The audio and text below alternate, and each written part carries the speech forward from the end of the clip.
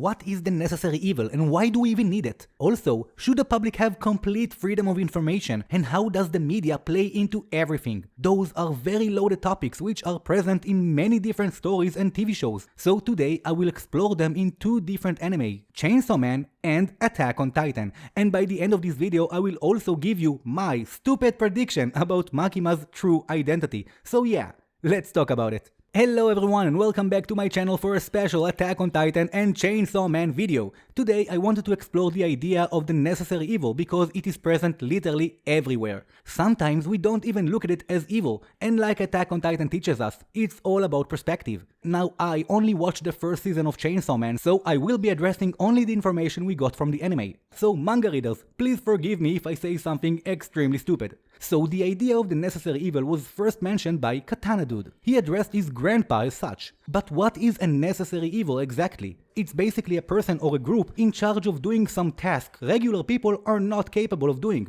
In most cases, those groups are given more power and they usually operate above the law and behind the shadows. And they usually answer to the top guys of the government. Of course, the idea of a necessary evil is not connected only to the government, and I will give you some examples for that too. But in most cases, when speaking about those kinds of people, we see that Makima had the right idea. The necessary evil is always controlled by the government. Katana Dude thinks his grandpa was the necessary evil. He did kill a small number of women and children, but by that he kept the peace in the streets. So we see here a situation of a few people that suffer so that the majority of people could live in peace. Now I am not saying one is better than the other, but that is something similar to almost every government or organization in our world. They will do everything they can to protect the vast majority of the population, even if it means a few will suffer or lose their basic rights. One of the best examples I can give you is the movie Men in Black. Now everyone loves Men in Black, but in their core essence, they are the necessary evil. They are a top secret organization and they are doing stuff normal people would never want to do, like giving up on your identity and fighting aliens. Instead, they are keeping this a secret from the public, and they are doing that for the safety of that same public. But what happens when a citizen gets exposed? He gets zapped by this eraser thingy. Who knows how much brain damage that causes, but beyond that, it is a clear violation of their human rights. But are the Men in Black necessary? I would say yes. Imagine everyone in the world is aware of aliens walking among us. Can you imagine the chaos and violence in the streets? There are some things the public should not know, simply because not all of us can handle certain degree of information. Like there is a TikToker I follow and she interviews retired spies and asks them the questions we all want to know, and all of them seem to believe the general population is not ready for this kind of information. And yes, I know you think you do, but believe me, you don't. Most people won't be able to process that information in a healthy way, but does this justify taking the public right to know or wiping their memories like in Men in Black? What is better, total chaos or the loss of rights for a small group? Of course, this is a loaded question, so think about it while you keep on watching and let me know what you think later. Very similar to Men in Black, we also have Karl Fritz, the first king inside the walls in Attack on Titan. He also prevented the freedom of information by wiping away the memories of the people inside the walls. Did he do it because he was evil? Absolutely not. He did this to maintain a peaceful environment inside the walls. We can absolutely criticize his actions, especially when leaving so many people behind, but his intentions were always to achieve peace. And in his time, he was the necessary evil. That job later went to the interior police. They didn't have the same knowledge the king had, but they were still controlled by the government. They kept the fake king away from the public, and it didn't stop there. They killed a few, like Erwin's dad and Armin's parents, in order to keep them silenced and to not create chaos. And by the way, they were not evil either. They really believed they are doing good, and we will see it soon with Sanes. Now, in Chainsaw Man, something slightly different happened.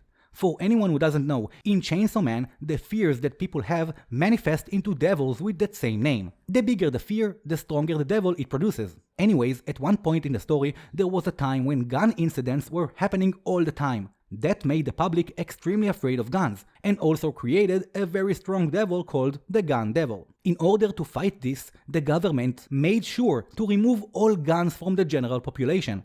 They also made the media not report on gun incidents. Their goal was to keep the public calm and unaware of gun incidents. That will lower the fear of guns and also weaken the gun devil. That was a way to control the public for its own good, but also taking away their freedom of information. In Attack on Titan, the media played a big role in controlling the public as well. It played a part in the propaganda against Paradise Island that kept the island devils hated worldwide. But the best example was the journalists inside the walls. They were controlled by the interior police for years, feeding the public with fake news they wanted them to believe in. But Attack on Titan explored this idea even further when they showed that the necessary evil is something that will always be there. In the Uprising arc, the scouts faced the military police. They finally got the public on their side when they exposed the lies of the government. Back then, Sanes told Hanji that what they have been doing was necessary to keep the public safe. Sanes is not a bad guy, and he truly believed what he was doing was the right thing to do. He warned Hanji that now they are in power, they will finally understand that burden. And he was right. Soon after, the scouts were on the other side, keeping the truth about the rumbling and Eren from the public. And Hanji is fully aware of that, but also understands this way of acting and leaving the public in the dark is the best thing to do right now. As I mentioned before, Attack on Titan is all about perspective. Once you have power and responsibilities on that scale, you tend to look at things differently. And that is exactly the price of knowing everything, the price of complete freedom of information. This is something only a few can handle. Hanji is breaking down from that pressure, so we can assume regular people would be in even worse condition. So here the scouts and the army became the necessary evil, keeping the public in the dark. But we also know that the scouts are not actually evil. That was just something that had to be done to prevent complete chaos. In the same way, the Tybor family acted as the necessary evil on Marley, controlling the country from the shadows. I mean, can you even imagine what would happen if the people knew Eldians controlled the country? And yes, also in this case, the Tybor had to do terrible things to maintain that, like condemning the rest of the Eldians to live the worst life ever. Before we go back to Chainsaw Man, there is another great example from one of my favorite graphic novels ever. I talked a few times about The Watchmen on my channel, and it is an incredible story. I won't spoil it too much, but I will just say that in the end, the main characters faced the same problem. To unite the world under fake news, or let the public know the truth that will eventually lead to a global war. Is freedom of information worth more than global peace? Let me know what you think about that in the comments. Back to Chainsaw Man. We saw a few people referring to themselves as the necessary evil. After Papa Yakuza, this guy claimed they unite the crime lords of Japan, and that way they protect Japan from strangers. That is something Makima seems to not appreciate, and from her actions, it looks like she wants to break that delicate situation. For her, the necessary evil is always controlled by the government, but I still don't know if Makima is talking about herself, her team, or the actual government. From the first episode, we saw Makima being evasive around people, feeding people with the things they want to hear, especially Denji. She's been controlling the situation from day one. She's never on site, but always works in the shadows. And honestly, I wouldn't be surprised if she had something to do with controlling the media back then. I really don't know what Makima's devil name is yet, and it's probably one of the things that interest me the most lately. That is also why I refuse to read the manga. Yet. I just want to try and get there on my own. But now I came up with a few devil ideas. I thought she might be the devil of order and chaos, or maybe even both. Mostly because she seems to have a very specific order of actions, but she creates chaos on her way. Another idea I have is the devil of deception. Now, I don't really know how to put this into words, but I guess it's the fear of not wanting someone to trick you, like the fear of being scammed or tricked in a way that destroys your life. I don't know how common this fear is, but I think it's a big one, and Makima sure lied a lot, and we've seen that.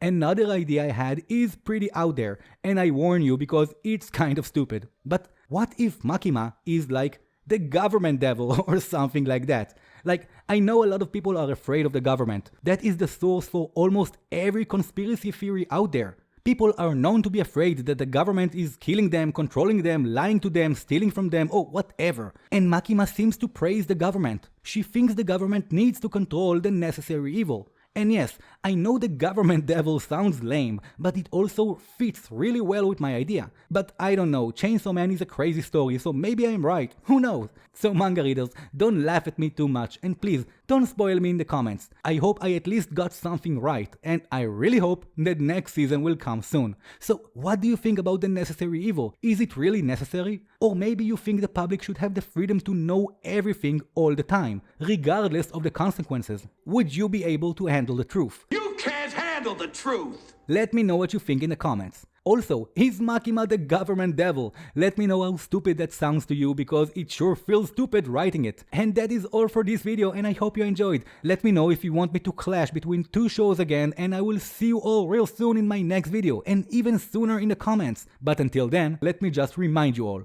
to dedicate your hearts to all of humanity, inside and outside the walls.